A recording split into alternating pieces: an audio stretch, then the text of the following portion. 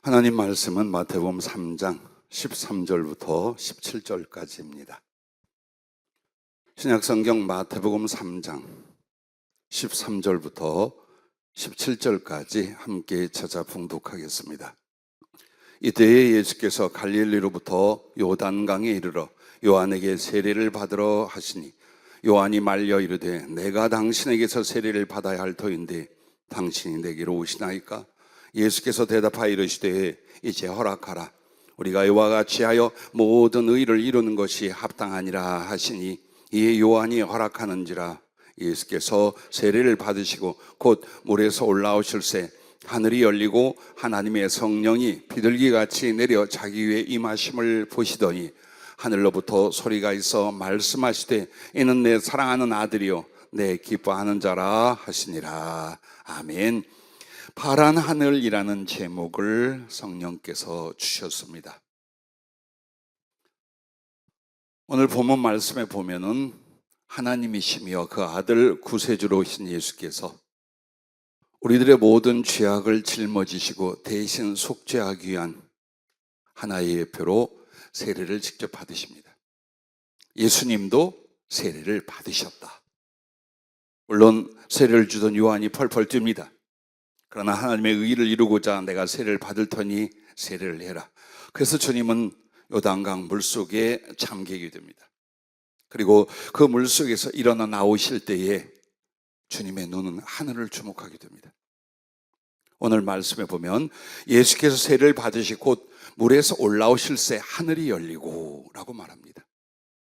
그 파란 하늘을 주님 바라보는데 그 하늘이 열리고 하나님의 성령이 비둘기같이 내려 당신 위에 임하심을 보십니다. 그리고 바로 그 하늘로부터 예수님을 향하여 소리가 있어 말씀하시되 이는 내 사랑하는 아들이요 내 기뻐하는 자라 하시니라 라고 하셨습니다. 여러분, 하늘나라에서 우리 주님과 천사들과 구원받은 모든 성도들이 지상의 교회에 언제나 거룩한 눈과 관심을 갖고 있음을 여러분 믿으실 줄로 압니다. 그러면 이 지상에 있는 교회들을 바라보실 때에 주님도 천사나 성도들도 가장 기뻐하여 찬송하고 환호하는 게 언제냐? 세례 받을 때입니다. 세례는 다른 의식이 아닙니다. 죄 가운데 죽어가던 한 영혼이 예수님을 만났다는 것입니다. 그 죄를 사고 하나님의 생명과 믿음과 소망을 얻게 되었다는 것입니다. 아마도 신앙인의 어떤 행사, 어떤 예배보다도 정말 예수님이 눈물과 기쁨으로 감격해 하시고 모든 사람이 그 앞에 찬송과 영광을 돌려 마땅한 것은 한 영혼들이 구원을 받고 하나님의 사람이 된 증표로 세례를 받는 순간이기 때문에 그렇습니다. 저도 22살 봄에 예수님을 영접하고 가을에 세례를 받았습니다. 이미 성령으로 세례를 받고 저는 주일학교 어린이들, 중고등부 청년들을 지도하고 있었습니다. 몇 개월 사이에 세례를 받을 때에 세례 동기들이 있었습니다. 그 중에 집사님도 있었고 집사로 임명받은 나중에 믿음의 군인들이 계셨고 그리고 내가 가르친 우리 청소년들이 있었습니다. 세례 동기들인데 얼만큼 세월이 지난 뒤에 다시 만나게 됐습니다. 장로님이 되어 있었고 주의종이 되어 있었습니다. 세례는 여러분이 어떻게 받으셨는지 몰라요. 어떤 은혜를 받았고 어떤 가슴으로 그 세례 뒤에 삶을 살아가셨는지 몰라요. 그러나 보십시오. 오늘 주님이 세례를 받으시면서 어디를 보았습니까? 들어갈 물을 바라보셨겠죠. 그리고 침례되었겠죠. 그리고 나오실 때는 하늘을 바라보았습니다. 왜 세례받는 우리 형제 자매들을 오늘 이 복된 날 말씀 제목을 파란 하늘이라고 하셨는지 어느 정도 짐작은 가실 줄로 압니다. 평생 사람은 하늘을 우러러 보며 살아갑니다. 맑고 짙은 파란 하늘을 보노라면 누구라도 마음이 밝아지고 기분도 상쾌해집니다. 하늘은 참 신비롭고 거룩하게 느껴져 때로는 경외하는 눈과 오르고 하나 되고 싶은 갈망에 잡히고는 합니다. 여러분 궁금하지 않습니까? 왜 하필이면 하나님께서 지구의 하늘만 파란 하늘빛으로 창조하셨을까요? 태양도 아니며 수성도, 금성도, 화성도, 목성도, 태양계의 어느 별도, 그리고 우리가 관측되는 어느 별들이나 행성에 파랗게 둘러싸고 있는 대기 하늘은 없습니다. 오직 지구는 위에서 보기도 푸른데 그 땅에 서서 하늘을 바라볼 때 빛만 비친다면 어디든지 파란 하늘이 보석처럼 둘러싸고 있습니다. 과학적으로는 설명이 됩니다. 그러나 창조주 하나님, 그 하나님의 계획과 지혜 안에서 왜 우리가 살고 있는 지구에는 파란 하늘이 전체를 둘러싸고 있을까? 여기에는 거룩한 진리의 지혜와 또 하나님의 은혜가 있습니다. 자, 파란 하늘은 하나님과 하늘나라를 나타냅니다. 여러분, 천국에 하늘이 있습니다. 예를 들어서 여러분이 상상하는 천국은 그냥 환하게 빛나는 하나님의 영광의 빛이 온 세상을 비추고 또 여기저기 우리가 상상 초월하는 그런 존재들 있을 것이다라고만 생각을 합니다. 처음 하늘을 경험하게 하셨을 때 깜짝 놀란 것은 하나님 나라에 들어가서 위를 바라보니 파란 하늘이 있었습니다. 즉 한마디로 주님께서 꽤 오래전에 일러주시기를 하나님 나라의 작은 모형이 바로 이 지구랍니다. 여러분 생각에는 인지하고 상상할 수 있는 게 뭐냐? 평면 도형입니다. 지구라는 중력에 붙잡혀 있는 사람들과 모든 존재들은 땅에 붙어 우리가 평면으로만 봅니다.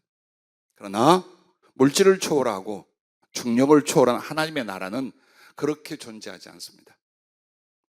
공간이나 모든 것에 대해 자유로운데 하나님의 보좌가 마치 지구처럼 가운데 있습니다.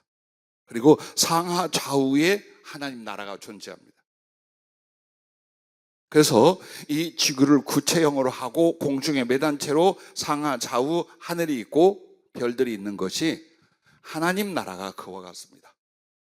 그래서 마치 땅 위에 높이 올라있는 탑이나 피라밋 같은 것이 하나님 보좌로 보여지고 경험들을 합니다. 왜? 사람이 세상에 살면서 기억하고 인지한 건 그거밖에 없어요. 그러나 실제로 하나님 나라는 그렇지 않아요. 그래서 자, 지구가 있으면 그 전체를 쌓고 있는 대기층이 바로 지구에서 볼 때 파란 하늘입니다. 왜냐하면 하늘나라의 하늘, 그러니까 하늘의 하늘에 대하여 여러분이 그냥 이렇게 밝은 빛이 아니라 파란 하늘로 되어 있어요. 그래서 하늘나라에도 우리가 짐작하지 못할 많은 것들이 신령한 물질적 존재와 영들이 있지만 생명나무라든지 흐르는 생명수의 강이라든지 자연적인 요소를 성경은 기록해 두었습니다. 그래서 하나님의 나라는 여러분이 생각하는 SF 영화에 나오는 그런 장면이 아니에요. 어쩌면 여러분은 굉장히 친숙할 겁니다. 에덴 동산도 그 이상 더 아름답고 완벽한 자연과 하나님의 창조적 신령한 물질 세계가 하나님의 나라입니다. 그래서 이 내용을 성경에 미리 말씀해 줬는데 우리가 가봐야 알지요. 그래서 다행히 몇 번을 경험시켜 주었을 때에 사실 하늘에 하늘이 있었다. 바로 그것은 파란 하늘이었습니다. 그래서 요한계시록 21장 11절 18절에 보면 벽옥이라고 표현을 합니다. 그럼 벽옥이 뭐냐? 블루 에메랄드예요. 에메랄드라고 하면 대부분 녹색을 생각합니다. 그러나 거기에 파란 에메랄드가 있습니다. 그게 바로 성경에 나오는 벽옥이에요. 그런데 그 벽옥이 하나님의 나라를 새 예루살렘 성이란 말이에요. 근데 그 새 예루살렘 성을 전체를 싸고 있는 성벽, 성곽이 있습니다. 즉 안에 있는 건축물을 둘러싼 건축물이라는 것이 헬라 원어의 뜻이에요. 그것이 새 예루살렘 성, 성곽이라고 한글로 번역되어 있습니다. 근데 그것이 어떤 모양, 어떤 빛이냐? 벽옥과 같다라고 말해요. 그리고 또 출애굽기 24장 10절 시내산에 하나님의 강림이 일어났어요. 모세와 함께 70여 장로들이 그 하나님 앞에 나갔습니다. 그때에 하나님의 발 아래가 청옥과 같고 하늘같이 청명하였더라 라고 말합니다. 자, 그리고 에스겔서 1장 22절과 26절에 보면 이 에스겔이 하나님 보좌 하늘나라를 가게 됩니다. 근데 그 주변이 궁창의 형상, 즉 지구의 하늘빛과 같았다라고 나옵니다. 그리고 남보석이라고 말합니다. 이 남보석도 샤파이어에 대한, 청옥도 샤파이어로서 우리가 짐작하는 보석이에요. 생각이 되시지요? 짙푸른 하늘, 그것이 하나님 나라를 둘러싸고 있는 하늘의 외곽이며 하나님 나라의 하늘입니다. 그래서 하나님과 하늘 나라를 우리에게 바라볼 수 있도록, 믿음의 짐작을 가질 수 있도록, 소망할 수 있도록 이 지구에 하나님의 사랑하는 사람들을 보내시고, 그리고 그 지구의 하늘을 파란 하늘로 만들어 놓으십니다.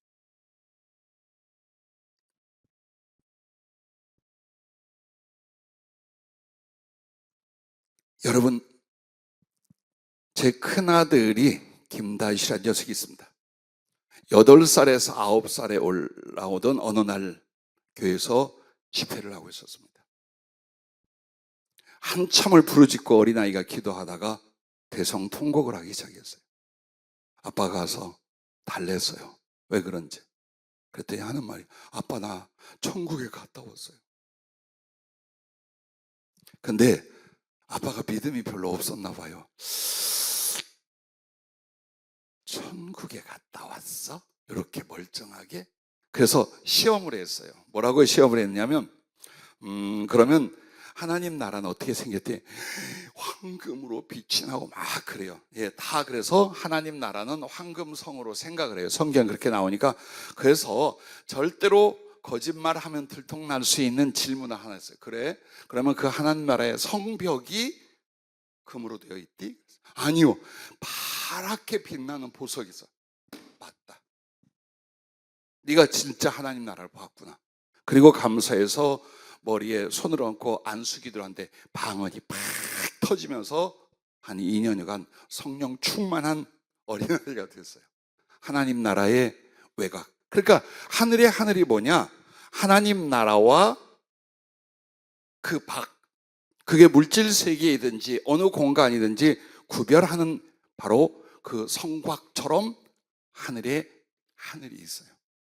그리고 그 하늘의 하늘이 바로 파랗게 빛나는 지구의 하늘과 같아요. 그래서 모든 사람들에게 이 땅에 살면서 고개를 들어 하늘을 바라볼 때마다 무엇을 알게 하는가? 그 하늘을 지으신 하나님, 그리고 그 하늘나라로 다시 데려갈 그 하나님과 하늘나라를 믿게 하고 소망하게 만든 것입니다.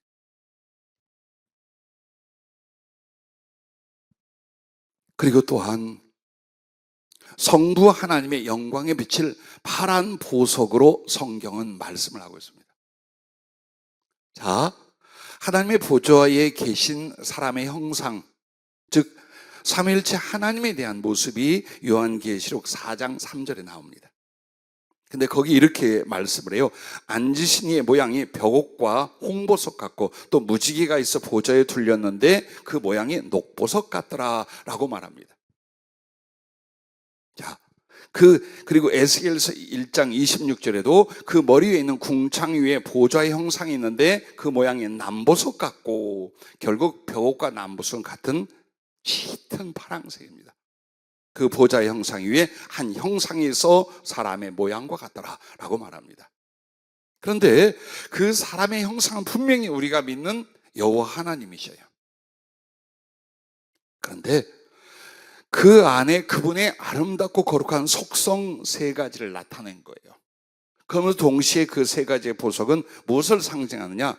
성부와 성자와 성령 하나님을 상징합니다. 그래서 벽옥이라 청옥이라 남부석이라 말하는 그 푸른 빛나는 그 부분이 바로 지혜 그리고 성부 하나님을 나타내는 부분입니다. 그 다음에 홍보석이라 붉게 빛나는 그 부분이 바로 하나님의 사랑 예수 그리스도를 나타내는 부분입니다. 성자를.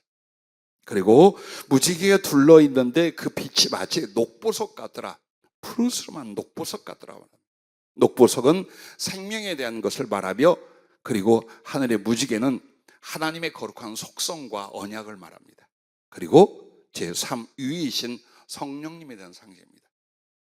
그래서 눈에 보이지 않는 하나님을 우리에게 거룩한 계시와 그리고 비유로 이렇게 보석으로서 푸른, 붉은, 무지개가 둘른 녹색으로 나타내고 계십니다. 그래서 하나님의 나라도 덮고 있는 그 하늘색이지만 아버지 하나님의 형상은 예수님이 참 조심스러운 표현이에요. 예수님이셔. 그러나 굳이 우리에게 아버지의 존재를 인식할 수 있도록 하는 것이 남보석 혹은 이 벽옥으로서 나타낸 부분입니다. 역시 이 파란 빛, 파란색은 하나님에 대한 색깔입니다. 여기에 이제 이 파란 빛 안에서 우리에게 무엇을 경험하고 무엇을 느끼게 하고 무엇을 그 안에 담아 놓았는가는 오늘 오후 예배 때 자세히 성경 공부를 합니다. 그러면 여러분과 내가 오늘 말씀 속에서 세례를 받는 게 무엇인가? 물과 성령으로 세례를 받음으로 말미암아 땅의 옷을 벗고 하늘의 옷을 입는 것입니다. 땅의 옷은 여러분의 육체입니다. 그리고 육체의 욕망과 소욕들입니다. 그러므로 여러분의 영혼이 그 육체 안에 가두어져 있다가 그 육체를 벗고 나면 하나님 앞으로 가게 됩니다. 그러나 이미 하나님 나라에 가기 전 그 사람은 단지 땅의 옷, 육신의 옷을 입고 있는지 그것을 벗고 하늘의 옷을 입었는지가 하나님의 자녀, 하나님 나라에 들어갈 수 있는 구원의 사람으로서의 결정과 증거입니다. 그러면 하늘의 옷이 뭘까요? 구약성경 제사장들 복장이 나옵니다. 그들은 속에 일상복을 입고 있는데 그것을 반포 속옷이라고 합니다. 하얀 세마포로 만들어진 옷이에요. 그것은 모든 하나님의 사람들이 예수님의 십자가의 피로 씻어 죄에서 의롭게 된 그리스도를 말미암는 의의 옷을 입었다는 뜻입니다. 그리고 그 위에 겉옷을 입습니다. 길게 드레스 같고 위에는 반팔처럼 되어 있어요. 그런데 파란 하늘색이에요. 여러분, 그 파란 청색 겉옷은요, 하나님의 자녀가 되고 하늘 소망과 하늘 충성으로 살아갈 하나님의 사람이 되었다는 뜻입니다. 그리고 그 제사장의 겉 대제사장이 입는 옷은 에봇이라는 게 있습니다. 여러 가지 아름다운 색으로 지어진 긴 베스트가 생겼습니다. 그리고 거기에는 12보석 흉패를 달게 되어 있습니다. 그 빛난 12보석의 흉패 에봇은 뭐냐? 살아생전 우리가 하나님께 돌릴 영광과 하늘에서 받을 하나님의 영광이에요. 이렇게 세 가지로 말합니다. 그래서 여러분은 예수님을 믿어서 죄 가운데서 죽음 가운데서 생명을 얻고 의로움을 얻으셨어요. 그게 바로 영혼이 입고 있는 바로 흰옷이에요. 그러나 그 흰옷 위에 여러분이 입어야 될 청색 겉옷이 바로 하나님의 자녀 하늘의 옷입니다. 여러분은 하늘의 사람입니다. 비록 아직도 죄성과 육체의 연약함을 안고 있지만 분명 여러분의 근본과 여러분의 영혼과 여러분의 미래는 하늘의 사람입니다. 그러면 하늘의 소망과 하나님의 사람답게 살아가는 청색 겉옷 하늘의 옷을 입고 하나님께 영광을 주실 영광의 상급을 바라보며 나아갈 수 있기를 주의 이름으로 축복합니다. 그러므로 오늘 세례받는 우리 형제자매들과 사랑하는 우리 성도님들에게 이 파란 하늘을 통해 이런 말씀을 덧붙이셨습니다. 따라해 주시면 고맙겠습니다. 언제나 파란 하늘을 바라보라. 예, 파란 하늘은 하나님의 나라이며 하나님의 얼굴이요, 그 품이며 그분의 손과 발이십니다. 자, 시편 19편 1절부터 6절에 보면 하나님께서 말씀으로 그 천지를 지으신 것을 말씀하는데 거기에 오묘한 교훈이 있어요. 자, 들어보십시오. 하늘이 하나님의 영광을 선포하고 궁창이 그의 손으로 하신 일을 나타내는도다.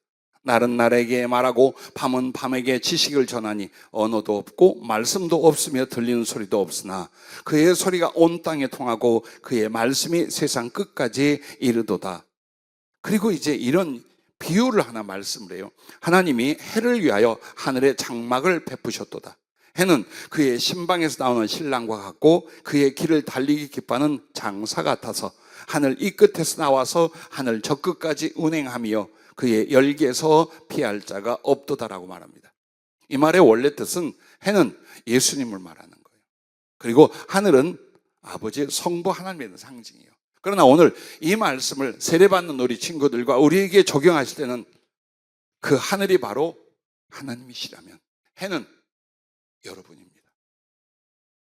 그 빛나는 태양은 마치 신방에서 나오는 신랑과 같고 장사와 같다. 자, 신랑은 주님과의 사랑을 말하는 거예요. 해가 움직이는 모습을 장사로 비유한 건 여러분은 하나님의 용사, 하나님의 일꾼이라는 거예요. 그런데 그 해는 어디에 있느냐? 하늘에 있어요. 하늘이 장막이 되어주고 하늘이 터가 되어주는 거예요. 그래서 여러분의 삶이, 여러분의 영혼이 마치 그 태양의 빛과 태양에 가는 길과 같다면 그것을 잡아주고 받쳐주고 존재케 하고 도와주는 게 누구냐? 하늘, 바로 하나님이십니다.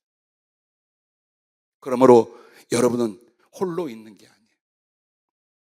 하늘을 바라볼 때마다 내 하나님이 나를 품고 계시고 그 손으로 나를 붙들고 계시고 그리고 내가 가야 할 그곳이라는 것을 잊지 마시기를 주의 이름으로 축복합니다. 할렐루야. 자, 세례는 물속으로 들어가 땅, 즉 육신과 죄와 세상과 과거에 대하여 예수님의 십자가 죽음과 함께 죽어 없어지는 것입니다. 내 지난날에 내가 내 마음대로 살고 죄 가운데 살던 나, 그래서 죽음과 지옥의 저주를 당할 나, 어떻게 살던 지난날에 나, 예수님의 십자가 죽음과 함께 나는 거기서 죽었다는 뜻이에요. 물속에 잠겨 죽어버렸다는 뜻이에요. 그리고 그 물속에서 죽으며 동시에 물로 씻기고 다시 나오는데 그 물로 씻겨 나오는 게 뭐냐? 오직 하나님의 말씀과 성령의 사랑과 생명의 물로 눈을 씻어 하나님을 보고 심장을 씻어 하나님과 사랑하게 되고 손과 발을 씻어 하늘의 일을 하고 길을 가는 사람이 되는 것입니다. 즉 오직 하늘만 바라보고 사는 것이 세례받은 사람 그 이후의 삶입니다. 누구처럼? 오늘 본문의 예수님처럼. 그렇게 하늘을 바라보고 살아갈 때 하늘에서 하나님께서 하늘을 열고 성령을 주실 것입니다. 그리고 하늘의 말씀, 그 사랑을 받는 하나님의 사랑하는 아들이요 하나님의 기뻐하는 자가 되는 줄로 믿으시길 바랍니다. 그러면 항상 하나님의 나라 하늘을 바라보라 했어요. 세 가지만 우리 청년들에게 여러분에게 당부합니다. 첫째는 따라해 주시기 바랍니다. 땅에서 지치고 힘겨울 때 파란 하늘을 바라보라. 그래요. 아무도 돕는 사람 없는 것 같고 홀로 버려진 것 같은, 살아보려고 애를 쓰지만 너무 힘들고 지쳐서 살 수 있는 용기도 힘도 없을 때 절대로 지워지지 않고 없어지지 않은 파란 하늘을 바라볼 수 있기를 바랍니다. 겟세마네 동산에서 기도하시던 주님 기억하십니까?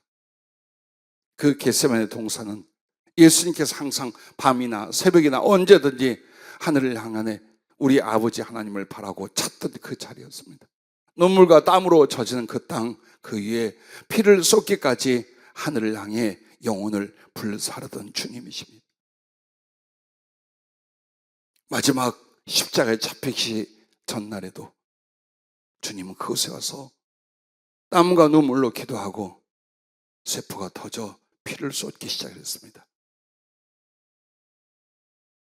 그들을 떠나 돌 던질 만큼 가서 무릎을 꿇고 기도하여 이르시되 아버지여, 만일 아버지의 뜻이거든 이 잔을 내게서 옮기시옵소서. 그러나 내 원대로 마시옵고 아버지의 원대로 되기를 원하나이다 하시니 천사가 하늘로부터 예수께 나타나 힘을 더하더라. 예수께서 힘쓰고 해서 더욱 간절히 기도하시니 땀이 땅에 떨어지는 핏방울 같이 되었다.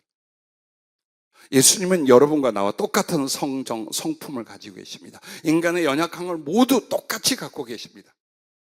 그러므로 지옥의 저주, 아버지와 사랑했던 이들에게 버림받는 그 외로움, 받을 수치와 능력을 생각할 때 그 십자가의 잔을 피하고 싶었어요.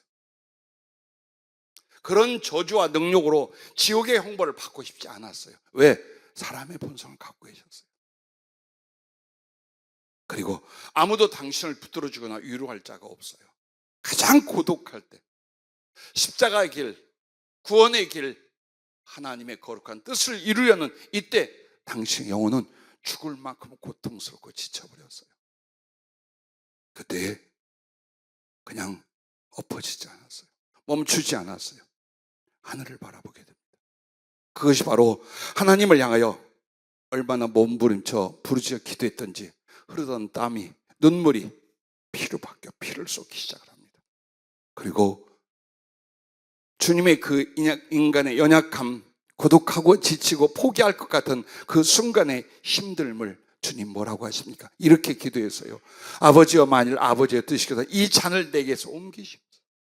나 안 죽고 싶어요. 그 말이에요. 나 버림받고 싶지 않아요. 한 인간으로서 산채로 지옥의 저주와 형벌을 받고 싶지 않아요. 그러니 하나님 혹시 허락하시면 이걸 옮기시옵소서. 그러나 내 원대로 마시옵고 아버지의 원대로 되기를 원하나이다. 결국 너무나 지치고 힘겨울 때 파란 하늘, 아버지 하나님을 바라보며 부르짖던 그 믿음, 그 기도, 그 소망이 당신을 승리하게 만듭니다. 여러분과 내가 가는 길에 지치고 힘들어 아무것도 할 수 없고 돕는 사람 없어 지쳐 쓰러질만 할 때에 위에 계신 하나님이 계십니다. 우리를 지으셨고 구원하신, 그래서 그 하나님이 여러분의 힘이 되심을 믿으시기 바랍니다. 가장 고통스럽고 외로움 속에 도망치던 다윗 왕, 그 다윗이 시편 18편 1절에 이렇게 말합니다.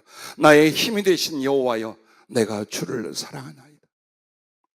난 우리 청년들이 정말 어렵고 고통스러울 때 하늘을 바라보고 주님을 바라보면서 정말 힘 되신 여호와, 내게 생명과 능력 되신 우리 하나님을 배우며 내가 주를 사랑하나이다 고백이 일어날 수 있기를 바랍니다. 그리고 그렇게 하늘을 바라볼 때마다 소망이 우리를 부끄럽게 하지 않습니다. 즉 하늘이 우리를, 그렇게 소망한 우리를 부끄럽게 버려두지 않습니다. 어떻게? 우리에게 주신 성령으로 말미암아 하나님의 사랑이 우리 마음에 부음받음이라고 말합니다. 즉 하나님의 사랑이 다른 사람은 몰라요. 그러나 주 예수 그리스도를 통하여 하늘을 바라보고 갈망하는 사람들에게는 성령으로 말미암아 어떻게, 얼마나 하나님이 나를 사랑하고 계신가, 그리고 그 사랑이 앞날이 무엇인가를 알고 느끼게 합니다.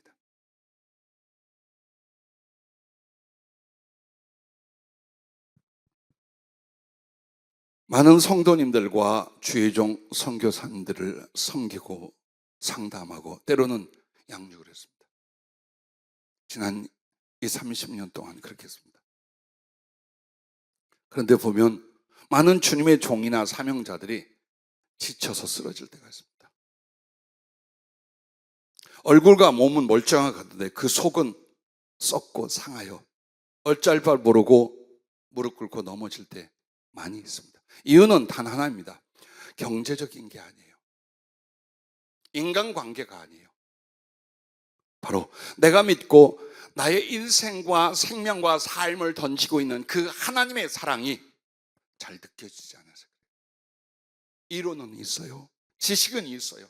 그러나 정말 살아계셔서 나를 사랑하는 주 예수 그리스도 그 하나님과의 깊은 사랑과 교제와 말씀과 성령으로 공급되는 그분의 생명, 그분의 사랑을 경험하고 함께 소통하고 나누며 살아갑니까? 그렇게 해주실 거예요. 그래서 금방이라도 하늘의 모든 것들이 쏟아질 것처럼 여러분 머리 위에 저 파란 하늘이 있음을 믿으시기 바랍니다. 지치고 힘들 때 이 말씀을 기억하십시오. 자기 아들을 아끼지 아니하시고 우리 모든 사람을 위하여 내주시니가 어찌 그 아들과 함께 모든 것을 우리에게 주시지 아니하겠느냐. 로마서 8장 32절의 말씀입니다. 두 번째는 이것도 따라해 주시면 고맙겠습니다. 세상에서 낙심하고 절망의 때에 파란 하늘을 바라봐라. 예. 세상을 살며 혹은 주의를 한다면서도 낙심하고 절망할 때가 있습니다. 한 목사님이 지난 금요일 날 상담을 갔어요. 제자이기도 합니다. 몸이 너무나 아프고 힘들고 교회는 어렵고 생활과 사역은 모두 다 닫혀있는 듯. 그래서 낙심과 절망이 영혼을 짓누르고 있었습니다. 이런 말을 하고 저런 말을 성령으로 전해줘도 알고 있지요. 그렇게 말씀할 줄 알았죠. 참 밉습니다. 그때 제가 이런 말을 했어요. 나도 성령을 받고 목사가 되고 이 사역을 가면서도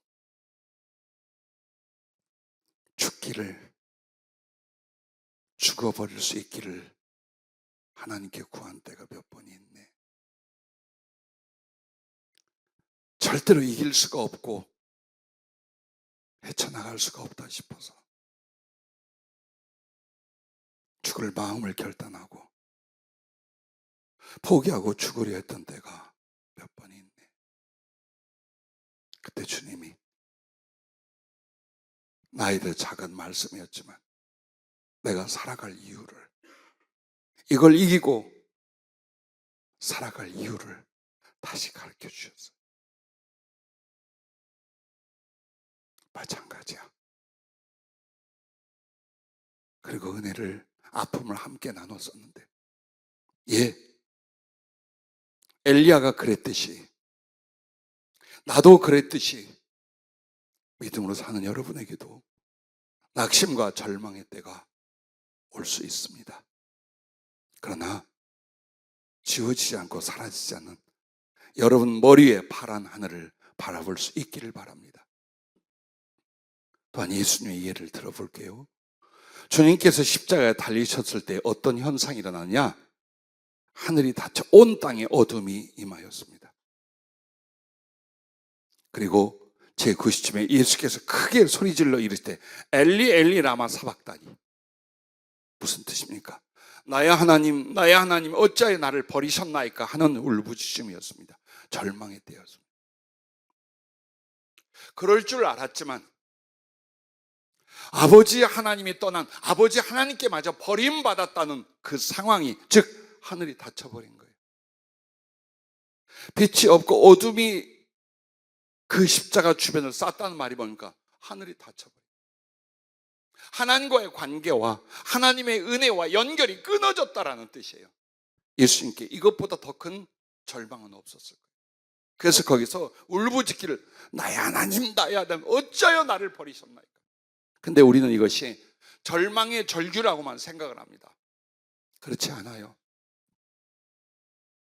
엘리 엘리 라마 사박다니 나의 하나님 나의 하나님 어찌하여 나를 버리셨나이까. 그 부르짖으면 주님 절망의 순간과 그 자리에서 하나님을 바라보고 찾았던 거예요. 자신에게 향한 육신과 세상의 절망을 하나님과 하늘 소망에 삼켜버리게 하신 거죠. 자, 그렇게 부르짖고 끝난 게 아니야. 그러자 하늘에서 하나님이 응답을 하십니다. 주님의 눈에 두 가지를 보게 하셨습니다. 그 절망의 절규로 부르짖고 있을 때 지성소 휘장이 찢어지며 하늘문이 열려서 하나님의 보좌로 주님 당신 자신과 만백성이 들어가게 되는 것을 보게 하셨어요. 그 십자가의 죽음이 절망, 낙심할 일이 아니었다는 거예요. 절망의 순간에 하늘을 바라보고 하나님께 나아갔더니 하늘문이 열리며 이 고통과 이 절망스러운 저주의 십자가를 통해서 당신은 다시 하나님 보좌로 올라가요. 그리고 당신이 이뤄놓은 이 거룩한 사랑과 구원의 일들을 통해 만백성이 찢어진 예수의 몸을 통하여 하나님 나라에 들어가는 것을 성경은 말해주고 있어요. 그리고 또 하나는, 나는 지난날 신학적으로 교리적으로 이 십자가에 달렸을 때 주님이 울부짖던 그 내용을 이렇게 말했었습니다. 삼위일체 하나님은 결코 구별은 되시나 나누어지진 않아요. 사람은 여기에 아버지가 있고 저기에 아들이 있고 저기에 엄마가 있고 이게 되잖아요. 그러나 영이신 하나님은 그게 아니에요. 한 분은 하나님 안에 세 위격, 사람으로 말하면 세 인격이 계신 거예요. 그러니까 구별은 되나 나누어지진 않아요. 창조 때부터 영원까지. 그런데 단 한 번 아버지 하나님이 죄에 대하여 진노하고 그것을 형벌을 가할 때에 바로 당신 아들에게 여러분과 나의 죄악과 지옥의 저주를 뒤집어 쉬게 했어요. 그래서 아버지가 그 아들 예수님을 버리셨다. 그래서 단 한 번 성부와 성자가 나누어지셨다라고 말했어요. 아니에요. 난 내가 가르친 것을 여러분 수정합니다. 그러시지 않았대요. 십자가 달려 산채로 지옥 형벌을 받고 주님은 하늘이 닫히며 그 지옥이 자기에게 쏟아지고 있을 때 아버지께 버림받았다는, 찢어져가는 그 육체의 고통이 문제가 아니었어요. 피를 쏟고 다 쏟아서 목이 마르고 혀가 뒤틀리는 고통이 문제가 아니었어요. 지옥이 문제가 아니었어요. 아버지께서 자기를 버린, 아버지 하나님과의 분리됨, 그것을 가장 큰 절망으로 절규하며 부르짖고 계셨어요. 그 장면을 성령으로 제게 한번 보여주신 일이 있습니다. 아버지께서 주님 자신을 버리신 게 아니라 주님 자신이 못 박혀 달려있는 십자가가 아버지가 되셨대요. 그래서 뒤에서 아들을 끌어안고 계신 아버지를 주님도 보았답니다. 그래요. 십자가에 박혀 있었어요. 아버지 하나님 나를 버리셨어요. 아버지 하나님 어디에 계셔야 돼요? 근데 주님을 딱 끌어안고 계셔요. 아버지 하나님. 단 한 번도 버린 일이 없어요. 슬픔도 고통도 죽음도 부활도 아버지 하나님 주님과 함께 하신 거예요. 마치 번제물로 바치려 했던 이삭이 그 이삭을 하나님에 바치려 할 때 3일 동안 아버지였던 아브라함 가슴속에서 함께 죽었습니다. 그것처럼 아버지 하나님도 그 아들 예수님과 같은 고난, 같은 고통, 같은 저주를 받으셨지. 당신은 처벌하는 자요, 아들은 처벌당하는 위치로 나누어지지 않았다. 그런 줄 알았어요. 예수님도 그런 줄 알았던 거예요. 그런데 자기 뒤에 차갑고 살을 파고드는 십자가가 아니라 성부 하나님께서 대신 십자가처럼 뒤에서 자기를 안고 하나 되었는 걸 예수님은 보았답니다. 예. 어느 때 여러분의 인생에 절망이 옵니까? 그랬었습니까? 혹시 또 그런 일이 있을까요? 죽지 마십시오. 어느 순간대로 예수 이름을 품은 사람들이 삶을 포기하지 마십시오. 어느 때도 가던 길을 포기하지 마십시오. 연약한 한 인간은 절망할 수 있습니다. 그러나 우리를 사랑하시는 하나님을 인하여 여러분의 절망을 바꾸고 소망과 성취의 인생이 되게 하실 것을 믿으시기 바랍니다. 세 번째는 따라해 주시기 바랍니다. 죽음 앞에서 살아갈 이유와 꿈을 찾아 파란 하늘을 바라보라. 우리는 젊으나 늙으나 죽음은 정해져 있습니다. 부자도 가난한 자도 권력자도 노동자도 어느 순간 육신의 목숨을 잃게 됩니다. 결혼한 지 얼마 안 되는 신혼부부인 40 먹은 노동자가 이번 울산 화력발전소 그 타워를 부서뜨릴 때에 매몰되어 죽었어요. 정육점을 운영하다가 코로나 때 어려워서 일용직 건설 일을 하고 거기에 취업한 지 며칠이 안 됐어요. 안전할 것 같다 걱정하지 마라 하고 가서 그 사고를 당했어요. 늦깎이 신랑이었어요. 왜 우리에게 그런 일들이 일어납니까? 그리고 그것은 우리들의 인생이기도 합니다.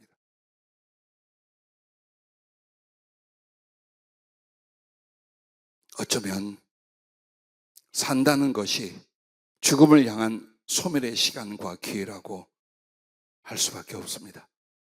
이 짧고 허무한 인생에서 우리는 왜 살아야 하며 무엇을 위해 살아야 하는가? 이 세상이나 세상에 있는 것들을 사랑하지 말라. 누구든지 세상을 사랑하면 아버지의 사랑이 그 안에 있지 아니하니. 이는 세상에 있는 모든 것 육신의 정욕과 안목의 정욕과 이생의 자랑이니 다 아버지께로부터 온 것이 아니요 세상으로부터 온 것이라. 이 세상도 그 정욕도 지나가되 오직 하나님의 뜻을 행하는 자는 영원히 거하느니라고 요한일서 2장 15절부터 17절에 말씀을 합니다. 또 우리는 인생을 베드로전서 1장 24절부터 이렇게 말합니다. 그러므로 모든 육체는 풀과 같고 그 모든 영광은 풀의 꽃과 같으니 풀은 마르고 꽃은 떨어지되 아까까지 살았어요. 근데 우리들의 인생을 주님으로 한 폭이 풀과 같다. 며칠을 살까요? 그 더위 뜨거움에 그 칼날 앞에 이 풀이 며칠을 버틸까요? 내가 사랑했던 모든 것들, 내가 누리고 내가 바랬던 모든 영광은 그 풀의 꽃과 같다. 풀이 떨어지기 전 꽃은 더 빨리 떨어지고 시들어버리듯이 내 인생의 사랑도 내 인생의 소망과 자랑도 그렇게 소멸될 거예요. 그리고 육체의 생명의 시간도 한 폭이 풀처럼 사라져버릴 거예요. 왜 살아야 할까요? 무엇을 위해 살아야 할까요? 또 주님의 예를, 왜냐하면 주님이 하신 일은 단지 구속의 일이 아니에요. 우리들의 모범이었어요. 너 이럴 때 이렇게 해라. 너 이럴 때 이렇게 해라. 너와 똑같은 한 사람이 되어서 내가 그 순간에 하나님을 향하여 이런 믿음과 소망과 사랑으로 이렇게 살았지. 너 그렇게 해라. 그걸 가르쳐 주시는 거예요. 십자가에서 모든 능력과 산채로 지옥의 저주와 형벌을 받으신 후에 예수님이 이 말씀을 해서 다 이루었다. 즉 우연히 왔다가 어찌할 수 살다가 원하지 않는 죽음이 아니라는 거예요. 당신의 산 이유 그리고 죽는 이유가 분명히 있어요. 거룩한 사명 그게 있었어요. 그래서 당신의 죽음 앞에 하신 말씀은 다 이루었다. 다른 말로 하면 다 갚았다는 뜻이에요. 다 이루었다라고 말씀합니다. 그리고 그렇게 다 이루었다고 외치신 후에 이렇게 말씀하시고서 아버지 내 영혼을 아버지 손에 부탁하나이다 하고 그 말씀을 하신 뒤에 머리를 숙이니 영혼이 떠나가시니라 라고 말합니다. 그래요. 살아갈 이유, 죽어야 할 이유가 주님께 있었어요. 여러분도 그렇다는 거예요. 어떻게 하다 보니까 이 부모 밑에서 내가 태어났어. 나도 모르는데 이런 환경과 처지로 살아가고 있어. 내가 선택했다 하지만 정말로 뭘 어떻게 될지, 왜 이런 삶을 살아가는지, 그리고 내게 다가오는 소멸과 죽음의 시간들이 있어요. 20대는 아닙니까? 30대는 아닙니까? 우리 60대 혹은 70대들만 이 일이 있습니까? 어느 때고 옵니다.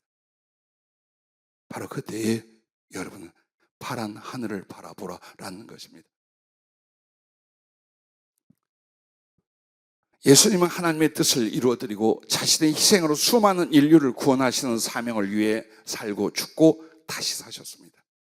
여러분도 하나님의 사랑과 복음으로 영혼을 구원하는 일을 위하여 사는 것이 살아야 할 이유이며 죽을 수 있는 용기라는 것을 잊지 마시기 바랍니다. 우리 예수님처럼 어떤 것이 사람들을 사랑하고 유익을 줄 것인가? 어떻게 삶으로 말미암아 죄 가운데 지옥에 갈 영혼들이 하나님의 구원과 생명을 얻어 나를 인하여 천국에 갈 수 있게 하든가? 그것이 여러분과 내가 살아야 될 이유입니다. 그리고 어느 날 죽음이 올 때에 비겁하거나 두려워하지 않고 당당하게 그 죽음에 내가 맞설 수 있는 건 그렇게 살았기 때문에, 하늘을 위해 살았고 사랑과 생명을 위해 살았다면 여러분은 어때요? 그 죽음이 끝이 아니고 소멸이 아니라 여러분의 그 파란 하늘, 하나님을 만나고 영생에 들어가는 시작이 될 줄로 믿습니다. 부탁합니다. 생계를 위해 살지 마십시오. 혹은 육체의 정욕을 위해 살지 마십시오. 땅에서 꿈이 있는 것처럼 살지 마십시오. 이 땅과 이 땅의 모든 것들을 사용하시되 선한 일을 위하여 하나님께 영광을, 사람들에게는 구원과 사랑을 주는 바로 이 거룩한 목적 안에서 여러분의 재능대로, 여러분의 기회대로, 여러분의 꿈대로 선한 일을 도모하십시오. 그리고 그 선한 일을 이루시도록 여러분의 하나님이 도와줄 겁니다. 그리고 그것을 주님과 함께 이루고 하늘에서 상급과 영광이 되게 하실 줄로 믿으시길 바랍니다.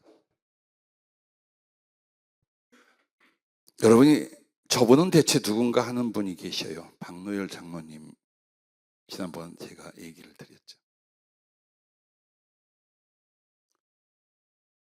나는 사람의 외모나 누구의 추천으로 말미암아 그 사람 평가 안 해요. 사람 보면 주의 성령께 부탁하여 그 사람의 인격, 중심, 과거, 미래에 대하여 듣고 보게 됩니다. 좀 그렇죠? 좀 대하기가 찝찝하시죠? 그런데 아무 때나 그렇지는 않아요. 자, 한 분이 내게 오셨습니다. 근데 이분이 눈이 열려 있어요. 뭘 자꾸 보고 예언 같은 거, 분별 같은 걸 자꾸 하고 계셔요. 그리고 많은 치료의 역사가 일어났다고 말해요. 주님께 묻고 성령께 들었어요. 그거 내가 하고 있다. 이분을 보아서도 도대체 이 하나님의 영으로 하는 것 같지 않은데 라는 느낌이 들 수 있었어요. 솔직히. 근데 내가 하고 있다. 성령께서 은혜를 주고 성령께서 뭔가를 능력과 지혜로서 나타내고 그렇게 하면서 사람을 많이 치유도 하고 돕기도 했어요. 근데 당신은 정확하게 이게 어디서 왔고 왜 왔고 내가 하나님 앞에 어떻게 살아야 되는가를 잘 모르고 계셨어요. 자, 그런데 하나님께서 그렇게 하셨던 이유에 대해서 얼마 전 당신께 이야기를 들었어요. 이 박노열 장로님은 진통제나 수염제, 마취제 등에 대한 알러지가 아주 심각한 체질입니다. 그래서 어느 순간에도 그냥 생으로 수술하거나 치료를 해야지 그 몸에 약과 주사를 쓸 수 없는 체질이었습니다. 그러다가 어느 날 스키장에서 다리가 부러지고 부서지는 중상을 입게 됐답니다. 근처 병원에서 치료할 수 없을 것 같아 서울까지 이송을 하는데 너무 죽을 만큼 괴로워서 몸부림을 쳤어요. 그러자 동행하던 의사가 많은 용량의 몰핀 주사를 꽉 놔버렸어요. 그 순간 호흡곤란이 오고 고통 속에 심장이 멈춰서 죽었어요. 죽어버렸어요. 자, 죽자 어떤 일이 벌어지냐? 영혼이 육체 밖으로 딱 나오더래요. 그래서 위에서 자기의 몸, 사람들, 뭐 병원 내부 다 보이더랍니다. 그런데 그때 저승사자, 죽음의 사자가 오더래요. 예, 저도 봤어요. 천사들 중에는 우리 눈에 보이기에 아름답고 영광스럽고 신령해 보이는 존재들이 있어요. 그들은 여러분을 돕고 하나님의 메시지를 가져오는 역할을 해요. 그러나 죽음의 사자들이 있어요. 근데 그 죽음의 사자들은 천국 가는 사람 죽을 때 그들을 데려가는 이들이 아니야. 지옥에 데려갈 때 진짜 저승사자들이 있어요. 제가 한 분의 죽음 앞에 갔을 때에 그를 살려달라고 기도할 때 봤어요. 짙은 검은색의 재색이 나오는, 그러니까 검정은 아닌데 거무스름한 재색으로 얼굴과 날개, 옷과 모습이 되어 있어요. 표정 하나 없어요. 딱 숙이고 사방에 침대에 누워있는 환자가 되어 있었어요. 아, 이 사람 죽는구나. 그것도 지옥에 가는구나. 그걸 성령으로 알게 했어요. 그래서 몸부림쳐 기도할 때 주님이 그들을 물리치며 그를 만져서 치료하시고 그는 지금도 살아계시고. 그래서 가족만 교회에다 데려다주고 자기도 안 다니던 사람이에요. 결국 깊은 믿음으로 지금도 생존해 계셔요. 그때 봤어요. 그럼 이 말은 뭐냐? 여러분이 만약에 꿈이나 혹시 이런 일을 경험했을 때 저승사자 만나면 안 됩니다. 잘못 믿음 생활한 거예요.